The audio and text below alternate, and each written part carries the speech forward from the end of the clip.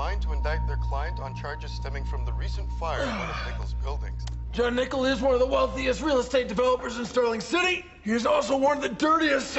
That building that burnt down last night, the wiring was not up to code. Maybe you didn't know that. I guess he also didn't know about the 7 people who've frozen to death in his other buildings over the past 3 years. Yeah, he's a real man of the people. Not for long. The DA ignores this, and the police can't do anything because all these slums are in the Glades. So tonight, Felicity, we cross Mr. Nichols' name off the list. You okay with that?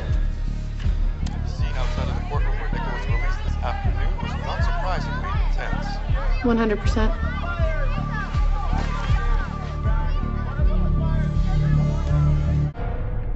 But he was just gone? No, not gone. Taken. It's like Nichols was on somebody else's list, too. Well, after the fire last night, it's not entirely surprising. Felicity, I need you to get me everything that you can on Nichol. Focus on his tenants, anyone who might have filed a formal complaint against him, or people that lost something in the fire. What's gonna be some list? I mean, slumlords aren't generally known for their popularity, plus... What? Nothing, it's just...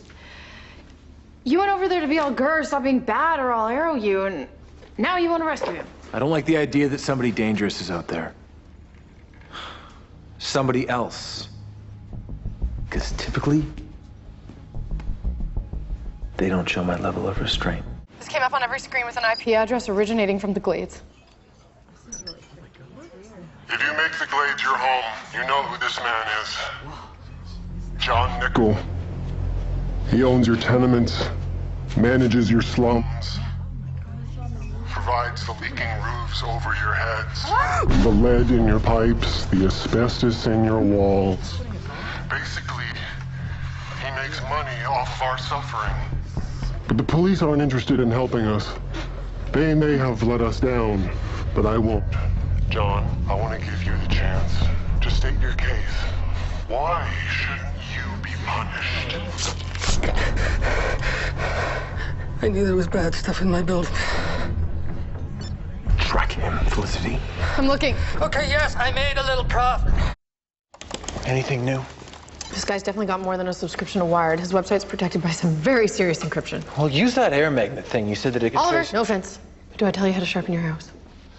Spoke to my friend at the NSA. The website code matches a cyber crusader who's been on their radar. He hacks into fringe sites under the username The Savior. NSA believes he's a former resident of the Glades. Former? Yeah, well, a year ago, he hacked himself right off the radar. Erased all traces of his existence. So what happened a year ago? We're back. I have with me Assistant District Attorney Gavin Carnahan. Now, DAs are supposed to go after bad guys, but this one can't even be bothered to bring them to trial. Like the ones who killed my wife in a bodega. Felicity? I'm on it. You said there wasn't enough evidence. You think the evidence would have turned up if she'd been killed in one of Starling City's nicer neighborhoods? Emma Falk, grieving husband is Joseph Falk. What do we have on him? Not much. 42, former city worker, Department of Transportation, computer technician, left his job when she was killed. 1 year ago today. No current phone, no current address. Gavin, you're a lawyer. You're used to making a case. So go ahead. I'm gonna give you 10 minutes to deliver the closing argument of your life. Come on. Trying to get a lock on his wireless signal. 10 minutes to convince me not to blow you away.